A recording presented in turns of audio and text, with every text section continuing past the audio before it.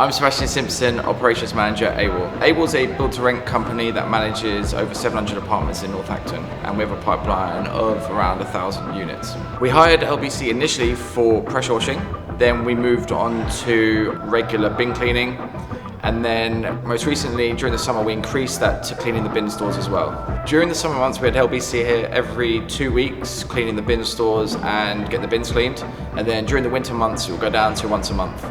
Working with LBC was brilliant, very straightforward, great communicators, which is what I find is kind of the hardest thing in this business, getting reliable companies that communicate well. You know when they're coming in advance because they've got an automated system, you can always get them on the phone if you have an issue, and they're always willing to go the extra mile and help you if you need it. The biggest compliment I can give them is they get the job done without any disruption or you even knowing they're there. There are a few times where they went above and beyond.